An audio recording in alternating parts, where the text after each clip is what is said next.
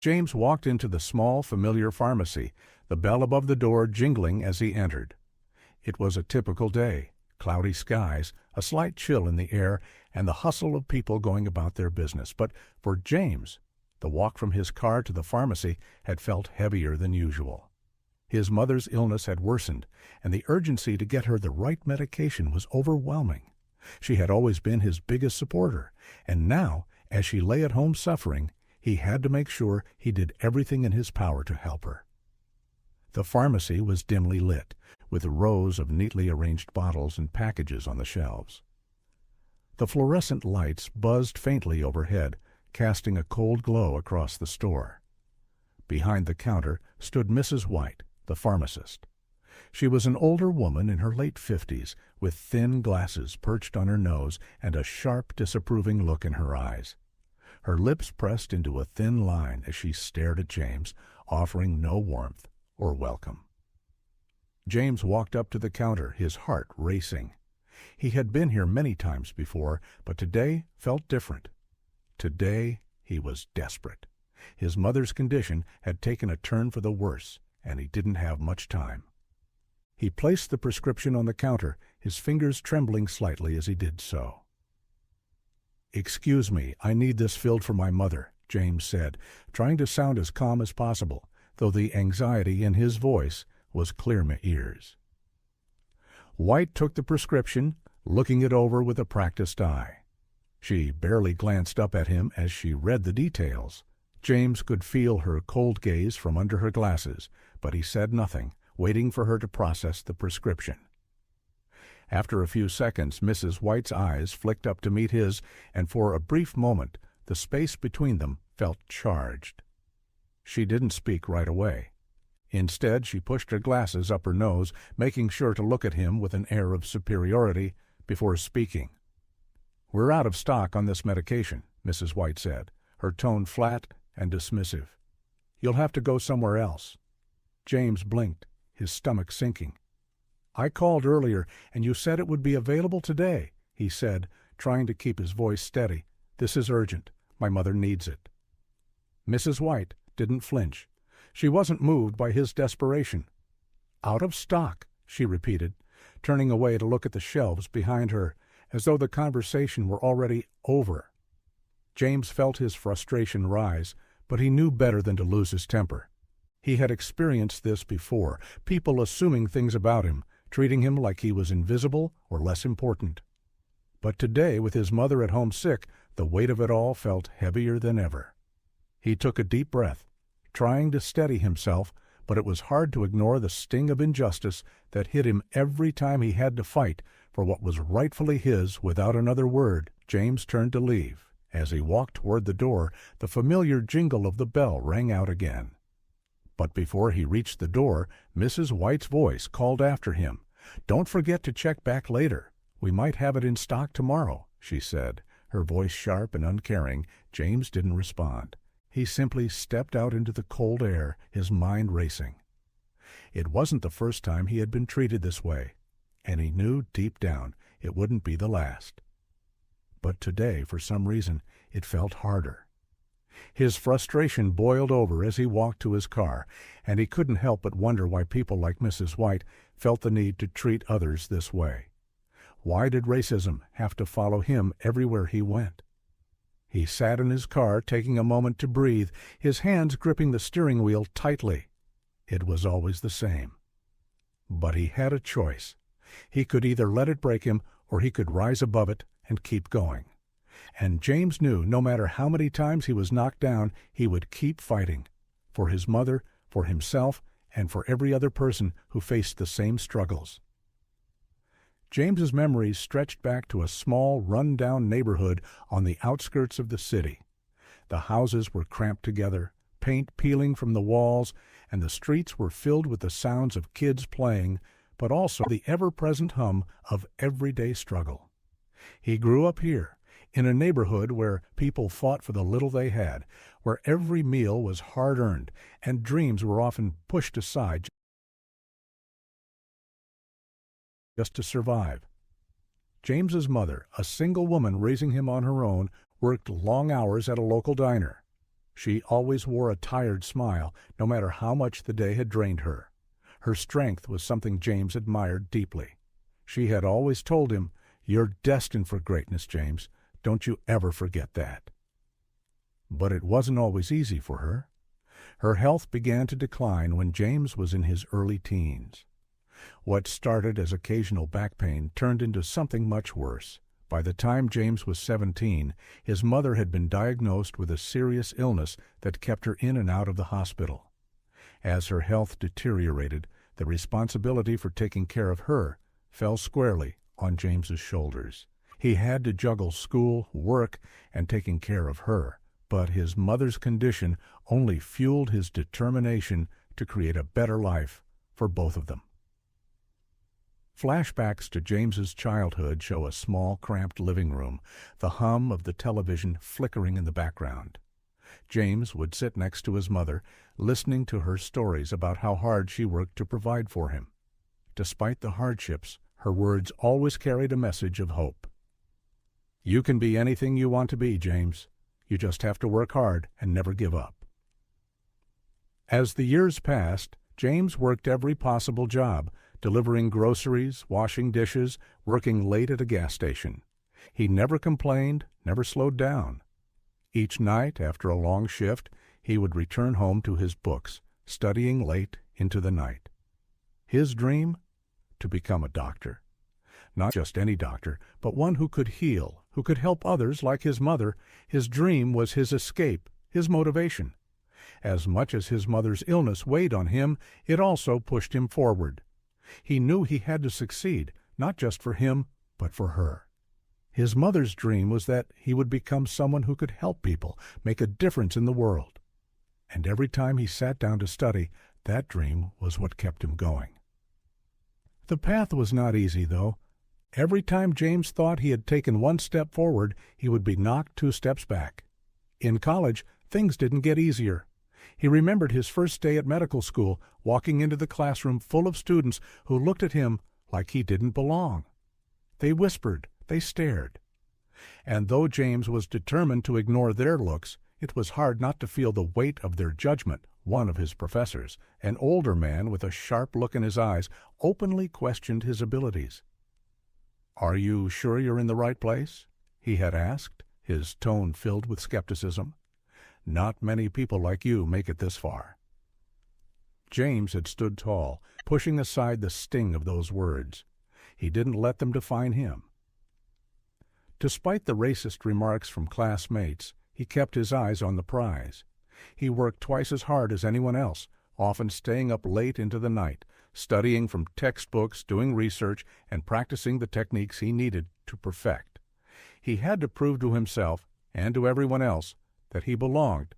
The challenges didn't stop once James finished medical school. Even in his internships, he faced the harsh reality of being a black man in a predominantly white field. He was often given the least challenging cases, sometimes treated as though he wasn't capable of handling the more complex patients. He overheard comments from nurses and other doctors questioning his qualifications, doubting his skills, as if his race somehow determined his worth. Yet, through every snide remark, every condescending look, James pushed forward, refusing to let anyone or anything hold him back. He remembered one moment in particular during his internship at a local hospital. He had been given a patient who was in critical condition, a white elderly man who needed immediate surgery. The senior doctor on call doubted James's ability to perform the procedure. "Are you sure you can handle this?" the doctor had asked, eyeing him with an air of superiority. But James didn't hesitate. He confidently responded, "I've been trained for this. I can do it." And he did. The surgery was a success, and the senior doctor's demeanor changed the moment he realized James was capable. It was a small victory, but a victory nonetheless. Through all of this, James kept his focus. He never let the words or actions of others stop him. He knew that his dreams were bigger than the obstacles in his way, and he was determined to make them a reality. He could see it in his mind every day, graduating with honors, becoming a doctor, and using his knowledge to help people. He wanted to be the doctor who saved lives, not just as a professional, but as someone who understood the struggles of others, someone who could truly empathize with the patients he treated as he walked across the stage at his medical school graduation. James thought of his mother, sitting proudly in the audience. Her smile, though weakened by her illness, was full of pride. She had always believed in him, even when no one else did. And now he was one step closer to making her dream, and his own, come true. It was a quiet evening at the hospital, the fluorescent lights humming softly above the sterile white walls. Nurses bustled around, attending to their duties, while the faint sound of a distant beeping monitor echoed through the hallway. James had just finished his rounds when the emergency room doors flew open. A stretcher was rushed in, carrying an unconscious woman. It didn't take long for the attending nurse to call out her name. "Mrs. White," the nurse said, her voice urgent. "Vital signs are unstable. Prepare for immediate evaluation." James froze for a second, hearing the name clearly, but it took him a moment to process the shock. Mrs. White? The same Mrs. White who had treated him with such disdain earlier that week at the pharmacy. The same pharmacist who had denied him medication for his sick mother. A feeling of both disbelief and irony washed over him. He had never expected to see her in a hospital bed fighting for her life. But here she was, in need of medical help, just like any other patient. "Let's go," James said, quickly snapping back to reality. His instincts kicked in as he followed the team to the emergency room as the doctors and nurses rushed around, getting Mrs. White stabilized. James took his place in the team. There was no time for hesitation or emotion now. His role was clear. He was the attending doctor, responsible for assessing and guiding her treatment. His hands worked swiftly, checking vitals, running diagnostics, and ensuring she was being taken care of. Despite the history between them, he focused entirely on his work, keeping his emotions at bay. It wasn't long before Mrs. White's eyes fluttered open. She looked confused at first, disoriented by the unfamiliar setting. But then, as she scanned the room, her eyes widened in shock when they landed on James, standing near the foot of her bed, fully clad in a white coat and stethoscope hanging around his neck. "James," she stammered, her voice weak, but the surprise was unmistakable. "Is that you?" James stood tall, his expression neutral. He nodded, though he didn't smile. "Yes, Mrs. White, I'm your attending physician today." Mrs. White's face drained of color, and she tried to sit up, only to wince in pain. I don't understand," she said, her voice trembling. How did you become a doctor?" I thought." James, without skipping a beat, answered in a calm, professional tone. "I completed my medical degree, Mrs. White, and I've been working here as a doctor for the past 2 years." The room fell silent for a brief moment as Mrs. White processed his words. She had seen him as nothing more than a customer in her pharmacy, someone to brush aside and ignore. But now she was in his hands, literally, and the role reversal was more than she had expected. Her pride, her prejudice, everything she had once believed, seemed to crumble before her. I didn't know," she stammered, her voice full of guilt now. I treated you so badly." James didn't respond immediately. Instead, he continued his work, checking her vitals again and ensuring she was stable. There was a palpable tension in the air as they exchanged glances. But James remained professional, keeping his focus on the task at hand. He had no time for the personal history between them. His duty now was to make sure she was okay. "James, I'm so sorry," Mrs. White whispered, her eyes brimming with tears. "I've treated you so unfairly. I can't believe it." James felt a flicker of emotion, but he pushed it aside. He couldn't afford to let anything cloud his judgment, not in this moment. "It's okay, Mrs. White," he said quietly. "You're in good hands now. Let's focus on getting you well." For a brief moment the tension between them eased, but the irony of the situation hung in the air. Mrs. White, who had once dismissed him, now found herself at the mercy of the very person she had looked down upon. The tables had turned, and James had risen above the limitations others had placed on him. His mother had always told him to never let anyone's prejudice hold him back, and now, in this hospital room, James was living that truth. As he left the room to make arrangements for her treatment, he couldn't help but think of how far he had come. Mrs. White's surprise, her guilt, none of it mattered anymore. He had worked hard for this moment. He had fought through every challenge, every insult, and now he was exactly where he was meant to be. The hospital room had taken on a strange quietness, broken only by the soft beeping of the heart monitor beside Mrs. White's bed. The tension between James and Mrs. White hung in the air like a heavy fog, but for the first time since their initial encounter, there was a moment of understanding that neither had expected. James worked with precision as he administered her treatment, carefully checking her medical charts and giving instructions to the nurses around him. He was calm and collected, his professional demeanor evident in every move. Despite the personal history that bound them together, he kept his focus on his responsibility as her doctor. He couldn't afford to let anything distract him, not anger, not past offenses. His duty was to help her heal Nesters. White watched him closely, her mind racing. She had been forced to confront her own prejudices in a way that was impossible to ignore now. As James worked, her thoughts swirled. The memory of their previous encounter in the pharmacy was fresh in her mind, and the guilt gnawed at her. She couldn't believe how wrong she had been, how she had dismissed him, belittled him, not just as a customer, but as a person. It was hard for her to accept, but there was no escaping the truth. James was a doctor, and she was now in his hands. James. Mrs. White's voice was quiet, barely above a whisper, but it carried the weight of years of regret.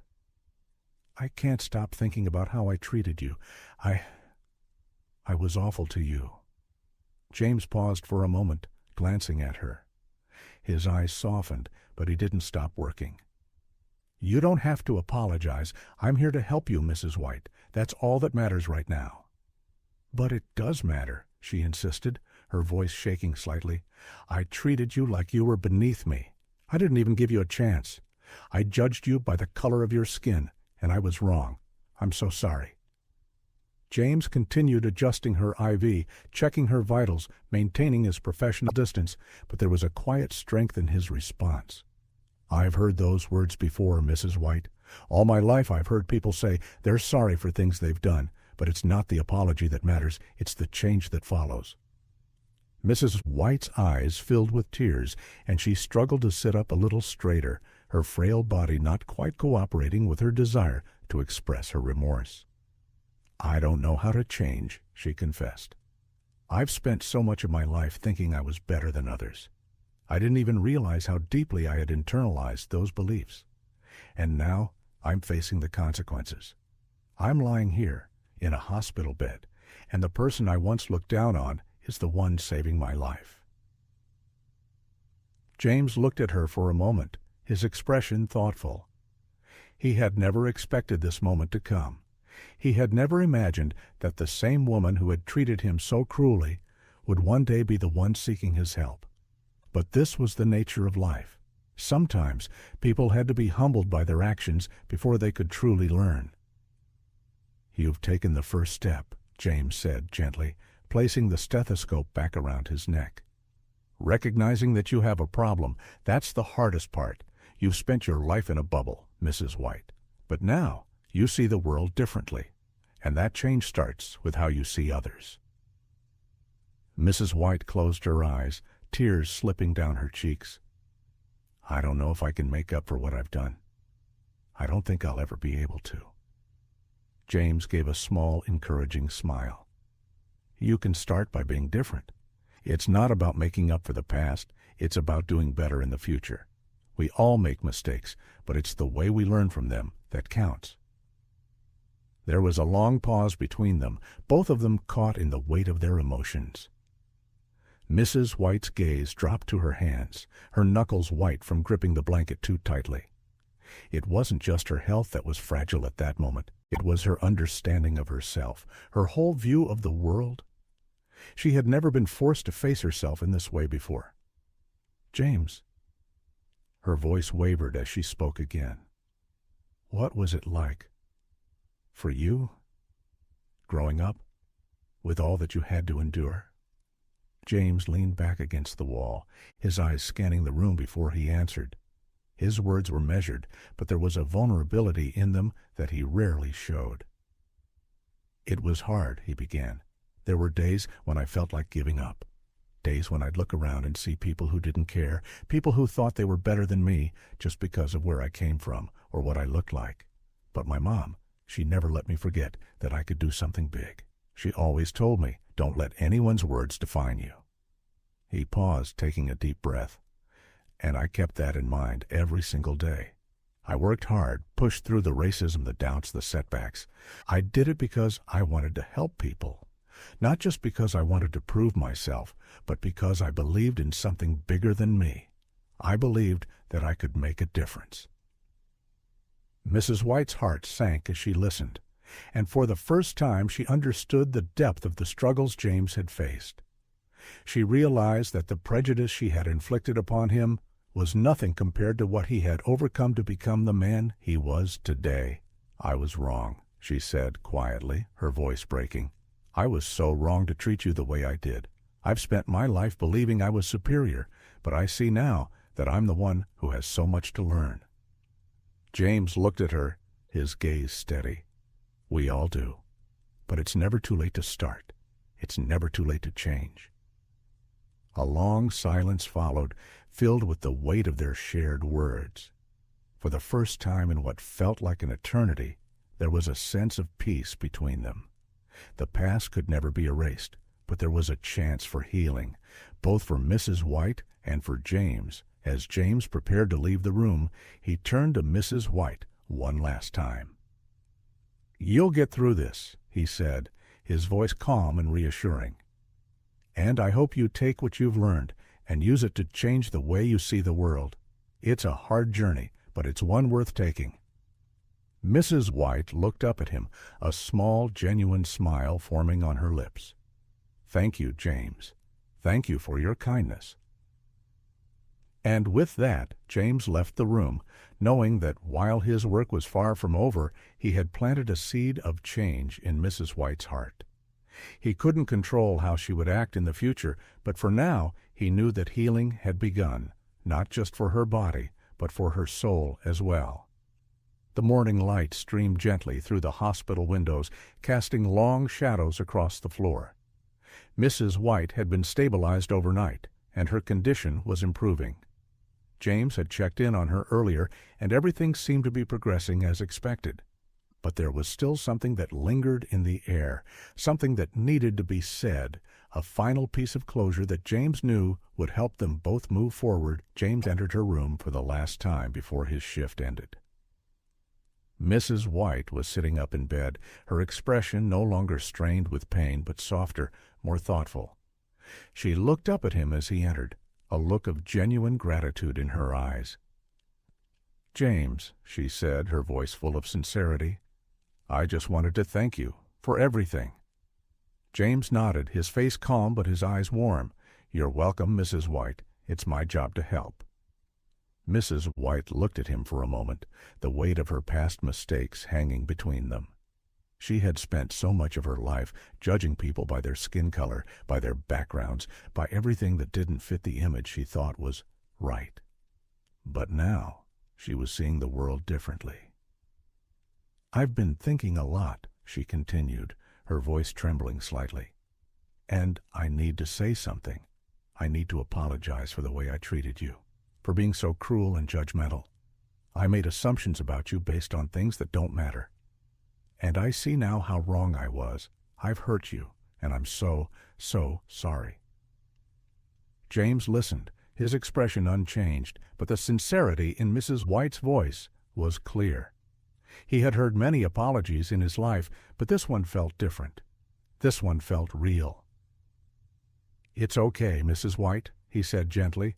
"I appreciate your apology, and I understand. People make mistakes. What matters now is that you're aware of it, and that you want to change. That's the first step." Tears welled up in Mrs. White's eyes, and she reached out to grasp his hand, her grip trembling. I've spent my life believing that my way of thinking was right, but now I know how much I've been missing out on, how much harm I've caused. I'm not proud of who I was, but I hope that I can be better." James smiled softly, his hand giving hers a reassuring squeeze. "It's never too late to change, and we all have a chance to grow. I can't tell you what the future holds, but I know that if you continue to open your heart, things will get better." Mrs. White nodded, her face filled with quiet determination. She had made a choice, one that would define the rest of her life. The path to redemption wasn't easy, but she was willing to walk it. As James turned to leave the room, he couldn't help but feel a sense of peace. It wasn't just that Mrs. White was healing physically. It was that she was beginning to heal emotionally as well. He had done more than just treat her illness. He had helped her confront the darkness that had been in her heart for so long, and now there was a light beginning to shine. Through walking down the hospital hallway, James reflected on his own journey. He had faced so many obstacles in life. He had endured discrimination, judgment, and prejudice, things that no one should have to face. But in the end, he had risen above them. He had worked hard to achieve his dreams, not just for himself, but for others.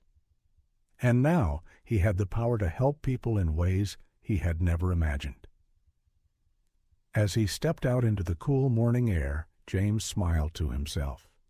He had come a long way, and he knew this wasn't the end of his journey. It was only the beginning.